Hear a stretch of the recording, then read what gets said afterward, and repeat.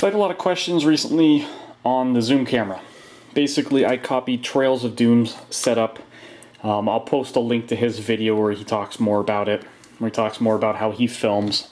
In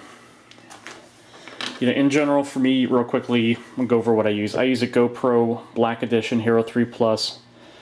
Cool little camera. I bought it because I was going to Brazil for the World Cup for 2014. I wanted something that took some high quality pictures as well. It has a remote, extremely flexible. A little bit picky on the SD card, so I accidentally formatted one improperly, or pulled it out of the computer one time improperly, and I lost a ton of footage on that. In subsequent games, it was not fun. Everybody uses whatever camera they want. Some guys use the Drift, the R7, and the Contours always seem to be popular. So, in the Zoom camera, running a very similar camera to Trails of Doom. The Sony HDRs you can get them refurbished pretty cheap. This one's a CX230. Cheap camera. It's actually extremely light. I originally had cut this housing up for Panasonic, so the Sony was not intended for it, so the window's actually a lot larger than it should be. But you want to make sure you have a flip lens in the camera you get so you can close it. You can see a nice frame of my door handle right now. But you want to be able to have manual adjustment with it so the focus will stay where you leave it. The Sony will retain the settings in there. Even if you disconnect the battery, it's not going to rezoom or refocus on you. Some other cameras do that, and it's a real pain in the ass because you have to set it up every time.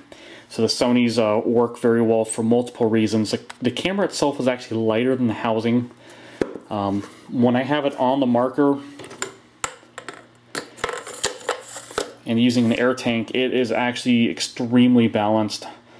You don't want to use a remote line, at least on my type of setup, even using an axe here. Remote line with it would make it very unbalanced, very barrel heavy. Yes, it adds weight to the gun. It slows me down a little bit. I found my accuracy to go down a little bit using it. Basically if you're whirling around or snap shooting, it adds a little bit of weight on there, and it does mess you up just slightly, but not a huge deal. Basically, we took the electrical conduit from Lowe's. I cut it down here. Originally, I had measured for the Panasonic, but I used the hole saw to drill through this hole right here for the barrel. You really want it to be able to just stay level no matter the position of the marker, and apparently my cat wanted to join.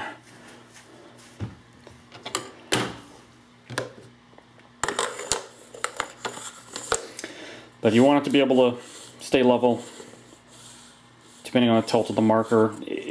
I tried it the other way, but the extreme angle of the camera here, which is necessary because the ball's trajectory always go down, the paintballs don't fly that straight, dictates that you have it not level with your barrel. It needs to be tilted downwards. Zooming in is a big pain in the ass to get that set up. You don't want to zoom too far in or you're going to lose the close shots, and the GoPros and the action cams typically aren't that good for the close-up shots. So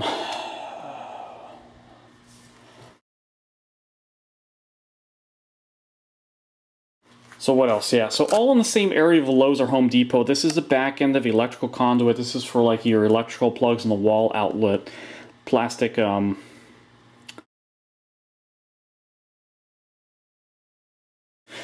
but you get yourself a little retainer here. I ground down a little bit to make it fit the barrel smoother so it stays loose on there. Lexan for the lens. This one's actually 10 times stronger than glass, but this is not what I use for my lens cover. There's one that's I think 250 times stronger or something like that. Not easy to cut any of this material. You have to take a plastic cutting knife, which is meant for straight lines, not necessarily circles, and basically took the cap here, marked around it, and just basically cut it out and use that. So